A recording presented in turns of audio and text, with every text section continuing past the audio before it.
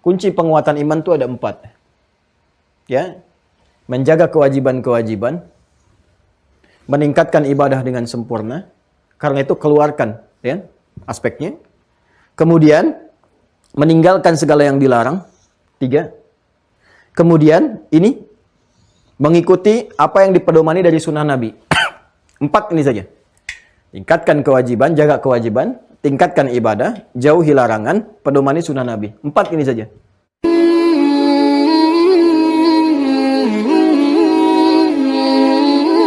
Makanya orang-orang yang setelah selesai ibadah itu cenderung hatinya lebih tenang. Ya, cenderung hatinya lebih tenang. Nabi Ibrahim memberikan contoh kepada kita nih. Kalau kita benar-benar menuhankan Allah, ini buktinya Allah itu Tuhan, kemudian menyembahnya, maka dampaknya kepada jiwa akan tenang. Kalau nggak percaya silakan. Tadinya gelisah, berdoa aja dulu. Ya, jangan dulu sholat lah, doa aja. Gelisah, wudhu, ngadep kiblat, sholat. Doa. Saat Anda berdoa itu minimal, kegelisahan yang ada dalam jiwa itu sedikit-sedikit tereduksi, terkikis, ketenangan muncul. Apalagi pakai sholat. Setelah sholat, tawakal tiba, udah tenang seutuhnya. Ya. Kemudian teruskan, waqala Mu'adz bin Jabal. Ya, dan Mu'adz bin Jabal salah satu duta besar. Ya, Umar bin Khattab menugaskan beliau sebagai duta besar di Yaman. Yaman itu luas banget. Sekarang ada Yaman Utara, Yaman Selatan. Itu si Yaman-Yamannya ditugaskan jadi dubes. Karena beliau pernah jadi dubes Nabi. Dubes Nabi. Zaman Nabi diutus ke Yaman untuk menyampaikan risalah Islam. Zaman Umar, karena tahu Mu'adz bin Jabal sudah pernah ke Yaman, sudah riset, maka ditugaskan ke sana. Ya, makanya juga ini satu tips nih buat Kemenlu, buat Kemlu. Ya, jadi dubes-dubes itu bolehlah kalau bukan karir juga dari orang-orang misalnya yang pernah ada di wilayahnya belajar. Ya, misalnya kalau di Timur Tengah yang dari Saudi ya, Uni Emirat ke Afrika ke sana ke Mesir dan sebagainya. Nah, itu boleh direkrut tuh. Ya, alumni-alumni dari kampus-kampusnya masuk ke Pejambon misalnya, kemudian berlatih jadi diplomat. Nanti ditugaskan di tempat-tempat yang dia pernah ada di sana sehingga tahu wilayah dan tahu bahasanya. Nah, jangan sampai diplomat kita ditugaskan tapi nggak ngerti bahasa di tempat yang ditugaskan. Ya, di negeri Arab nggak bisa bahasa Arab, di Eropa nggak bisa bahasa tempat dia bertugas. Nah, ini jadi repot juga. Nah, Mu'adz bin Jabal ditugaskan, ya ketika ditugaskan oleh Umar bin Khattab itu di Yaman, itu cuma butuh waktu teman-teman sekalian 2-3 tahun untuk menyejahterakan orang Yaman sehingga nggak ada yang fakir lagi. Cuma 2-3 tahun. Tahun pertama ditugaskan Omar, zakat mal yang ada di sana, itu sepertiganya balik ke Madinah. Umar marah. Kenapa zakat kok dikirim ke pusat? Nah, ini juga masukan mungkin bagi Basnas ya. Ini pengelolaannya. Ini kan rumus nabinya tu'khadhu min aghniyaihim wa turaddu 'ala fuqaraihim. Jadi kalau ada zakat berlaku, diambil di lokal itu yang berzakat, muzaki ya, lalu didistribusikan di lokal itu dulu. Ya, kepada yang berhak menerimanya dengan kualifikasinya ada 8 golongan itu. Kalau sudah tercukupi, misalnya ada kelebihan baru ditarik ke pusat.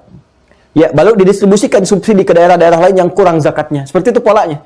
Jadi bukan distorkan ke pusat dulu. Nah, ini mungkin masukan bagi Basnas nih. Ya, jadi jangan sampai saya di Bekasi misalnya kan, zakat orang Bekasi dikumpulkan di kota, ditarik ke pusat dulu. Jadi begitu orang Bekasi punya keperluan, harus bikin proposal. Nah, ini pola yang disampaikan Nabi tidak begitu. Selesaikan dulu di wilayah Bekasi, dapat 1 M misalnya kan, dipakai nih. Ya, terpakainya 800 juta, 200-nya setorkan ke pusat. Nanti subsidikan untuk yang ke Depok misalnya, atau sampai yang terjauh di Papua, di Aceh dan sebagainya. Itu lebih merata, polanya seperti itu. Nah, Mu'adz melakukan itu. Ya, periode pertamanya, setahun pertama jadi gubernur, itu sepertiga dibalikin ke Madinah. Umar marah. Apa udah nggak ada yang miskin katanya di sana? Kata Mu'adz bin Jabal, ya sudah tinggal sepertiga lagi nih. Tahun kedua, teman-teman sekalian, itu dibalikin lagi ya ke Madinah tuh. Jadi tahun pertama sepertiga, ambil kan. Kemudian tahun yang berikutnya masih ada sisa lagi, marah lagi Umar. Kok masih ada sisa katanya kan? Ya, kenapa masih nggak ada yang miskin lagi? Ada, cuma lebih kurang dari yang kemarin, lebih sedikit lagi gitu kan? Nah, sedangkan tahun yang ketiga seluruhnya habis semua, distorkan. Jadi yang pertama sepertiga distorkan, tahun kedua itu 2/3 distorkan lagi. Kalau 2/3 kan tinggal sepertiga yang miskin. Ya, kalau sepertiga dibalikan tinggal 2/3. Kalau 2/3 dibalikan tinggal sepertiga yang miskin. Tahun ketiga utuh semua. Ya, semuanya. Kalau dapat 1 miliar, 1 miliar-miliarnya dikembalikan semua, ya distorkan ke pusat. Lebih marah lagi Umar. Ya, apa sudah nggak ada sama sekali katanya yang fakir yang miskin di sana. Kata Mu'adz bin Jabal, enteng saja. Sekarang sudah selesai semua. Kemiskinan tuntas. Sejahtera semua. Cuma butuh 3 tahun Anda bayangkan. 3 tahun selesai. Jadi saya membayangkan bagaimana, berapa sih potensi zakat itu yang bisa dikelola itu di Indonesia itu. Muslim kalau 85% dari 270 juta, itu kurang lebih 240 juta. Ya, taruhlah kemudian 10% aja lah yang wajib zakat. Makanya kalau orang Islamnya disupport nih, ya pedagang-pedagang muslim, pebisnis muslim disupport betul-betul, diambil zakatnya aja itu sudah luar biasa. Ya, 10%-nya dari 240 juta itu udah 24 juta. 24 juta itu kalikan berapa wajib zakatnya? Berapa triliun potensinya? Setiap tahun. Itu kalau udah mengentaskan kemiskinan itu sangat, saya kira akan lebih cepat, efektif gitu. Ya, subsidikan ke sini dari mulai Aceh sampai dengan Papua dikelola dengan baik dan sebagainya. Itu Mu'adz berhasil. Ya, dan se-Yaman loh, jangan salah, se-Yaman. Nah, pertanyaannya, apa yang menjadikan Mu'adz berhasil mengelola itu sebagai gubernur pada masa itu? Dan pernah diminta oleh Nabi untuk bertugas, riset dulu nih ke Yaman, riset. Kalau bertemu ahli kita begini caranya, terangkan, dialog dengan baik. Kan? Jangan sampai bersinggungan. Hebat. Jadi toleransi itu udah dibangun. Nabi itu udah membangun toleransi yang sangat tinggi. Lakum dinukum waliyadin, la ikraha fiddin, gak boleh maksa, gak boleh saling mencampur adukan. Kalau mau berdialog, saling menghormati. Terkenal kok. Sahabat-sahabatan misalnya, dari dulu antara pendeta dengan ustaz dengan macam-macam, biasa saja membangun harmoni dalam kehidupan. Tapi kalau urusan dalam agama, masing-masing. Nggak usah saling mencampuri. Masing-masing semuanya. Biasa, masing-masing. Dalam kehidupan berbangsa bertanah air, sama-sama berkolaborasi membangun. Meningkatkan kemakmuran, kesuksesan, dan sebagainya. Nah, kalau ingin mencari kebenaran, didialogkan, komparasikan. Ya, walaupun pada pilihan akhirnya, lakum dinukum waliyadin. Indah kan ajaran Islam. Dan itu Nabi memberikan kesan kepada Mu'adz. Kalau kamu datang ke sana bertemu dengan ahli kitab, kalau ingin berdialog, ditanya Islam itu bagaimana, sampaikan ini yang pokok-pokoknya. Sampaikan dengan jujur, yang terbuka, bangun nilai kelembutan yang baik, dan sebagainya. Setelah itu, selesai, Nabi meninggal, gantikan Abu Bakar, ganti Omar, meluas wilayah Islam sampai ke Yaman, dikirim jadi dubes. 3 tahun sejahtera semua. Ya. Nah, sekarang ketika ditanya apa tipsnya? Jawaban Mu'adz apa? Nah, ini sampai muncul di kaos-kaos, di macam-macam. Ini jawaban yang fenomenalnya, sampai viral nih sekarang. Boleh jadi status tuh di media sosial. Apa kata Mu'adz bin Jabal? Wa qala Mu'adz bin Jabalin, dan Mu'adz bin Jabal radhiyallahu taala anhu berkata, "Ijlis bina nu'min sa'ah." Ijlis bina nu'min sa'ah. Yuk, duduk sebentar, duduk sejenak. Kita beriman sesaat. Jadi selalu dikembalikan kepada iman. Ya, kalau bahasa anak milenial sekarang, kongkonya pun kongko iman gitu. Duduknya iman, ngopinya ngopi iman. Ya, jadi beliau itu tidak pernah ada waktu, ya sekelebat pun, sesaat waktu, kecuali diisi dengan iman. Makanya kalau ada orang-orang yang ingin mendekat kepada beliau pun, Idlis bin Nu'min Sa'ah. Ayo sejenak duduk di sini, tapi kita bicara tentang iman aja, semua dari iman. Jadi kalau ngobrol, diskusi apapun, ya diskusinya sumbernya dari keimanan. Karena sumbernya iman, semua baik. Dibawa kepada masyarakat, bicara yang baik-baik, bagaimana cara mengatasi musibah di sini, bagaimana cara mengatasi banjir dengan baik, gitu kan? Semuanya baik. Nggak ada kesan misalnya saling mencederai, saling menjerumuskan, saling ini, saling itu. Karena apa? Nu'min sa'ah. Ijlis bina nu'min sa'ah. Duduk sejenak kita membicarakan sesuatu dengan dasar iman. Jadi ternyata kesejahteraan kembali ke iman. Ketinggian kedudukan kembali ke iman. Kemuliaan kembali ke iman. Karena pancaran iman semua baik. Karena dasarnya takwa. Jadi bergaul kemanapun, di suku manapun, itu kalau dasarnya takwa, pasti mulia. Itu rahasia di Quran surah ke-49 ayat 13. Quran surah 49 Al-Hujurat. Ya ayyuhan nas, wahai semua manusia tanpa kecuali. Ya, inna khalaqnakum min dzakari wa untha. Kami ciptakan kalian ada laki-laki dan perempuan. Wa ja'alnakum syu'uban wa qabail. Dan kami tetapkan kalian, ya kan, berkomunitas, bersuku-suku, beda tempat, beda suku, beda bangsa, beda negara. Lita'arafu, supaya kalian membangun harmoni. Makanya ada tingkat level kehidupan rumah tangga, kemudian rukun warga, kecamatan, naik ke atas lagi sampai berbangsa, bernegara, bersuku-suku, semua. Pasti pada akhirnya nggak bisa hidup sendiri. Berbangsa pun nggak bisa sendiri. Mengenal bangsa lain, negara lain, macam-macam. Lita'arafu. Tapi kaidahnya apa? Inna akramakum indallahi atqakum. Yang paling mulia di antara kalian, siapa yang berhasil adalah siapa yang bisa memancarkan cahaya takwanya, cahaya imannya, kebaikannya. Jadi kalau ingin jadi partnership dengan siapapun, kalau kitanya baik, itu akan cepat mendapatkan pengakuan, cepat mendapatkan pendampingan, cepat mendapatkan akses. Ya, itu gambarannya, ya. Jadi di sini dicontohkan level nabi, level pemimpin, level gubernur. Nah, sekarang level ulama. Wa qala Ibnu Mas'udin. Ibnu Mas'ud radhiyallahu taala anhu berkata, ini level ulama nih. Ya, ulama ahli Quran. Jadi tadi sudah gubernur, sudah contohnya gitu kan. Yang jadi gubernur-gubernur nih sekarang nih. Boleh lihat contoh nih. Ya, belajar dari sirahnya Mu'adz bin Jabal, bagaimana mengelola Yaman pada saat itu. Belajar dari Amr bin As, bagaimana mengelola Afrika Utara sampai Syam. Ya, beliau itu ekspedisi tuh dari Afrika Utara sampai ke Syam. Jadi itu semuanya. Kekuasaannya luar biasa ya, dan tinggi lah, banyak hal yang bisa kita gali. Ibnu Mas'ud berkata, al-yaqinu al-imanu kulluhu. Ya, kalau sudah tadi sempurna, ini dikerjakan keseluruhannya, maka kata iman itu akan bertransformasi lebih tinggi lagi menjadi kata yakin. Kalau sudah yakin, berarti di situ terdapat paripurna iman. Keimanan keseluruhannya kalau diakumulasikan aspek-aspek ini, ibadah, kemudian menunaikan kewajiban, menjauhi larangan, memedomani kehidupan Nabi, maka semua itu akan melahirkan keyakinan tentang kebenaran ajaran Islam. Dan kita yakin suatu saat kita akan berpulang. Karena itu akhirat disebut dengan yakin. Wabil akhiratihum yuqinun. Dan dengan kehidupan akhirat mereka yakin. Kalau nggak percaya silakan ya. Mohon izin banyak sekali catatan-catatan kitab-kitab tradisional di masa lalu yang dikarang oleh para ulama kita, itu jadi kurikulum kehidupan. Keluarin aja deh sesuai dengan bidang kita. Kalau kita udah lihat, kita buktikan, ini yang paling banyak riset kan orang Yahudi sekarang ini. Banyak riset. Ya, dari hazanah keislaman itu banyak di riset. Apapun di riset, termasuk konsepsi keuangan syariah, di riset. Ya, cuman diambil polanya, dikembangkan. Kembangkan sesuai dengan kepentingan-kepentingan, kan karakter itu punya masing-masing. Beda karakteristiknya. Antara bangsa ini, bangsa itu, kaum ini punya karakteristik sendiri. Ada yang ingin monopoli, ada yang ini, ada yang macam-macam lah, ada yang lekat dengan riba dan sebagainya. Tapi selalu ingin untung. Ya. Makanya kalau kita gali di nilai keislaman, perbankan syariah di keislaman misalnya, kemudian di tentang kedudukan, di jabatan, di macam-macam, turunkan semua itu, termasuk di keilmuan, akan melahirkan satu kualitas manusia yang paripurna. Ketika Anda menemukan itu, bertambah keyakinan, oh ternyata benar dalam Islam. Ya.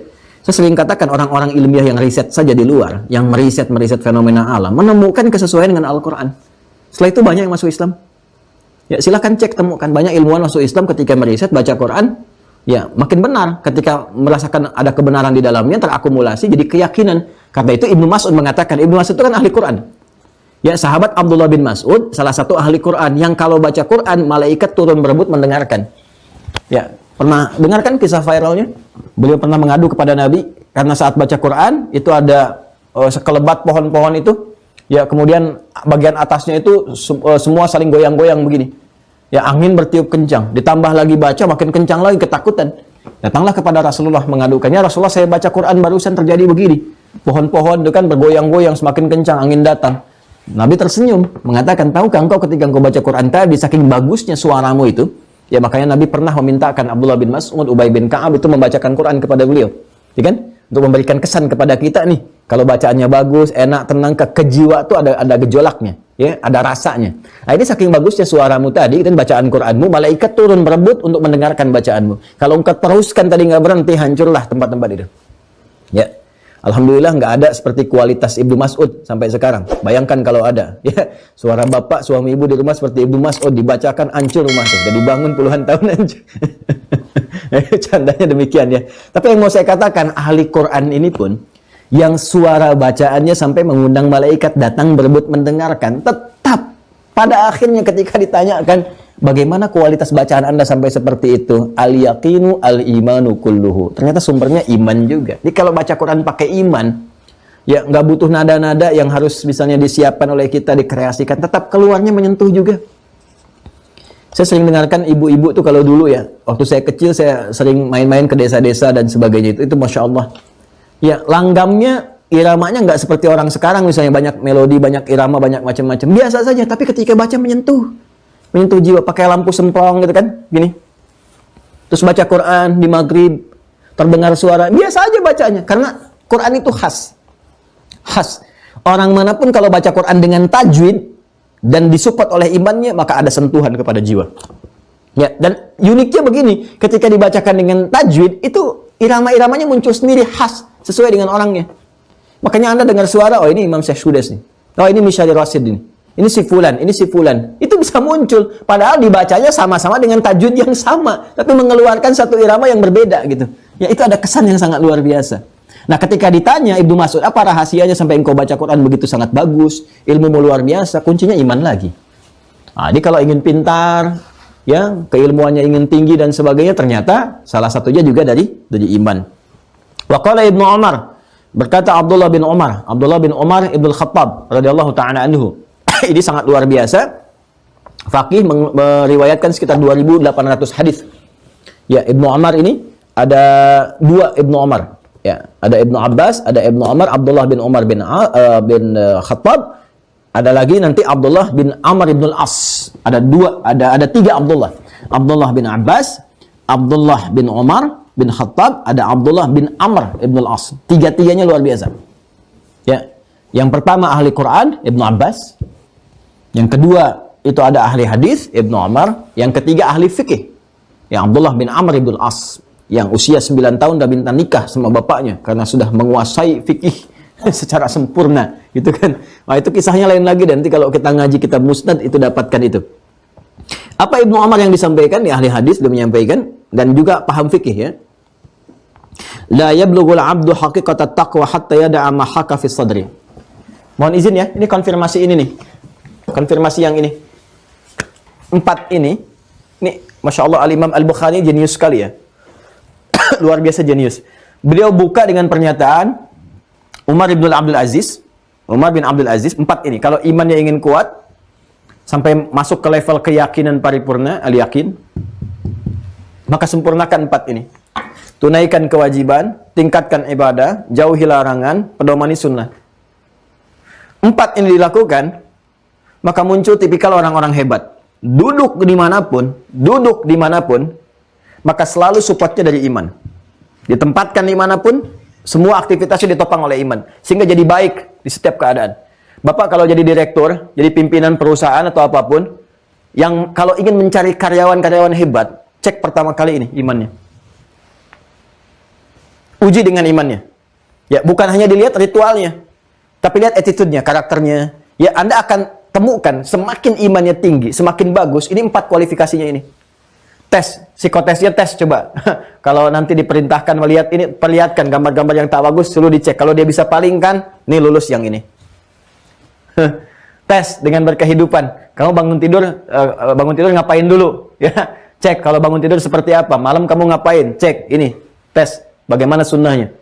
Kalau dia muslim, tes kewajiban ininya, ibadahnya, ya, kemudian bagaimana menunaikan kewajiban dan sebagainya. Sepanjang dia muslim yang benar, beriman, kalau sempurna yang 4 ini, maka kualifikasi dimanapun, kembali ke perkataan Mu'adz bin Jabal, ijlis bina nu'min sa'ah. Dimanapun ditempatkan dia, dengan cahaya imannya melahirkan kebaikan.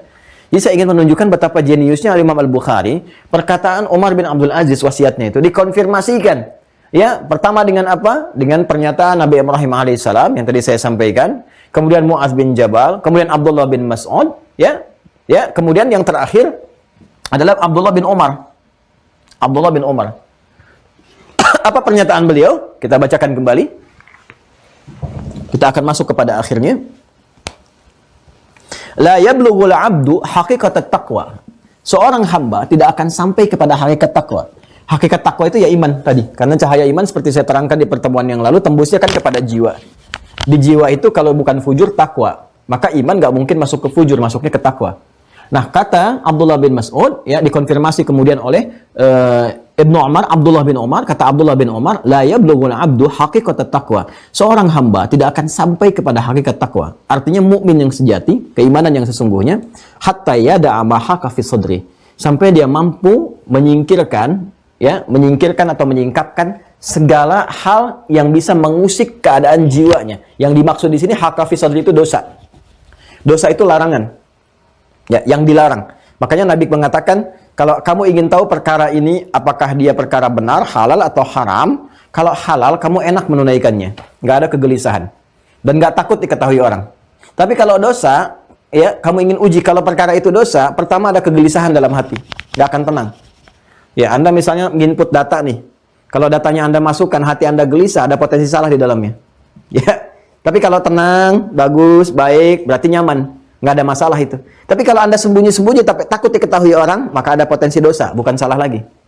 Ya, khawatir ada potensi dosa di dalamnya. Nah, orang yang imannya sempurna, karena dia sering menjauhi larangan-larangan itu, sehingga dia tampil nyaman dalam berkehidupan. Karena kenapa? Dia sudah mengentaskan segala hal yang berpeluang bisa mengoyak jiwanya, bisa mendatangkan kegelisahan dari perbuatan-perbuatan dosa tadi. Akhirnya dampaknya apa? Pribadinya terbuka.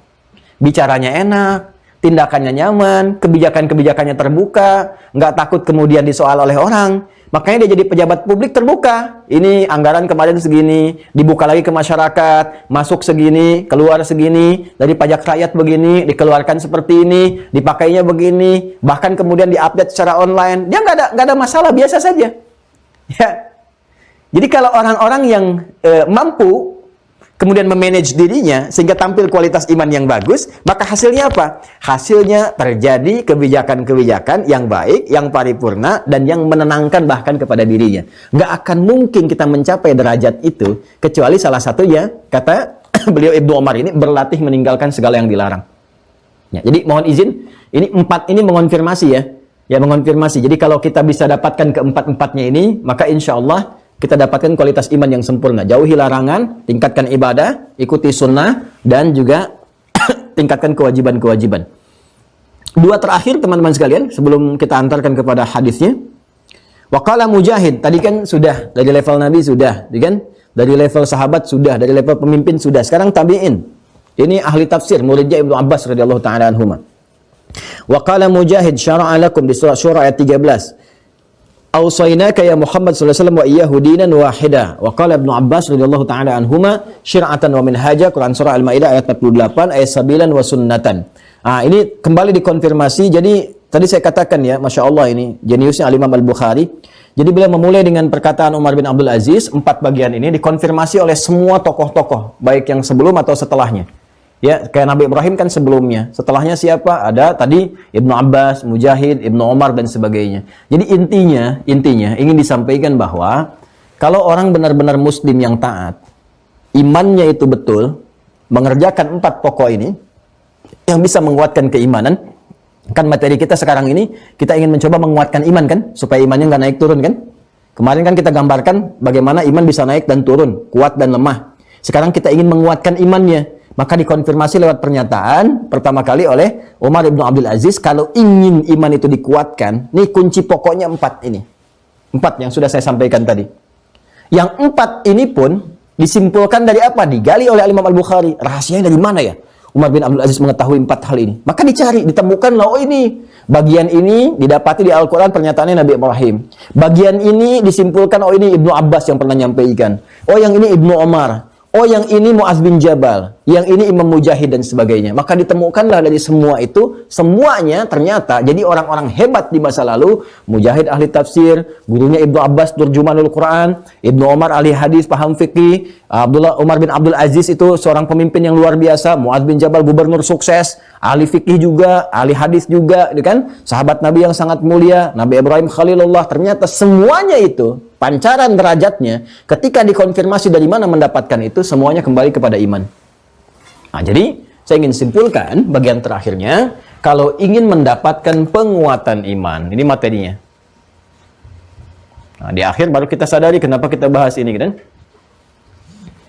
Kalau ingin mendapatkan penguatan iman, maka ini kuncinya 4. Dari yang 4 ini, tinggal pertanyaannya, semua kan tadi dikonfirmasi oleh tokoh-tokoh hebat.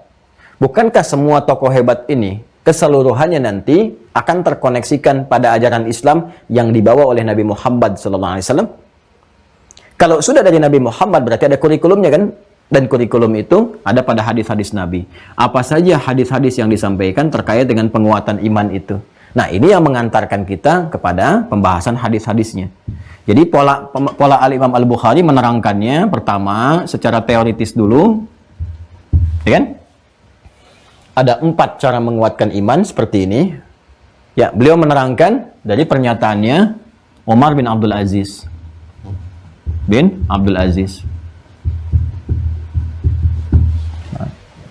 Cara menguatkan iman, kalau diambil dengan bahasa kita ya, ngaji kitab ya resikonya begini gitu. Kadang-kadang saya udah mencoba memahami kitabnya, menampilkan dengan bahasa yang paling enak dipahami. Tapi kan ada sebagian orang yang pengen untuk ngaji, untuk melihat secara langsung. Jadi kita harus mendalami ya seperti ini, kita mencoba dalami, bahas dan sebagainya, baru kita dapatkan kesimpulan. Jadi bersabar ya. Secara teoritis, kalau ingin menguatkan iman, maka dikonfirmasi pertama, kita lihat kata Imam Al-Bukhari, menurut Umar bin Abdul Aziz, orang hebat di zamannya yang mewarisi kurikulum Nabi, dipraktikkan dalam pemerintahan yang sangat sukses, kunci penguatan iman itu ada 4. Ya, menjaga kewajiban-kewajiban, meningkatkan ibadah dengan sempurna. Karena itu keluarkan ya aspeknya. Kemudian meninggalkan segala yang dilarang. 3. Kemudian ini mengikuti apa yang dipedomani dari sunnah Nabi. 4 ini saja. Tingkatkan kewajiban, jaga kewajiban, tingkatkan ibadah, jauhi larangan, pedomani sunnah Nabi. 4 ini saja. Kalau 4 ini dikerjakan dengan baik, maka terdapat penguatan iman.